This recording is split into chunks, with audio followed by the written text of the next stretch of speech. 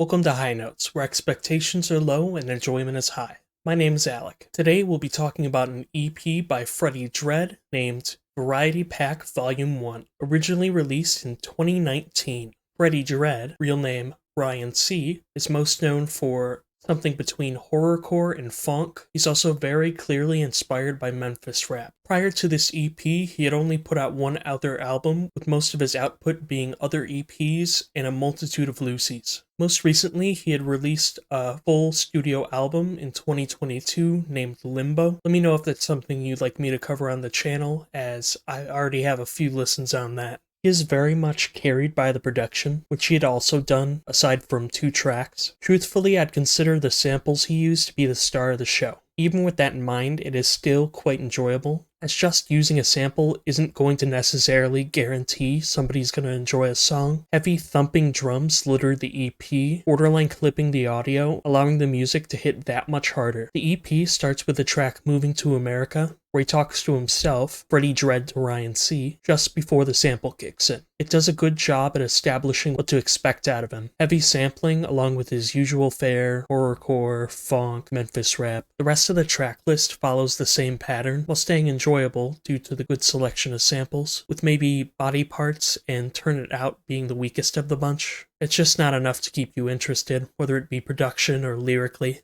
Truthfully, his lyrics are typically the weakest part of his music. You mostly go to him for production or delivery. Thankfully, it's just those 2 tracks that would be considered okay, so the overall content of the EP is good. It finishes off with the track No More, ending with a banger of a sample. Freddie talks about being done with everybody, essentially being a middle finger to them, especially whatever girl he's talking about. Definitely a highlight. Overall, I'd consider this to be a solid EP, with it leaving you wanting more in a positive way, as he seems to have a good ear for production. I haven't listened to much else from him, but hopefully he can keep up the consistency and potentially work on his pen game. I'm going to give this one a 7 out of 10. Do you agree or disagree? Let me know in the comments, and subscribe if you'd like to see more. Check my Rate Your Music profile in the description for a track rating breakdown. Be kind, and I'm moving to America.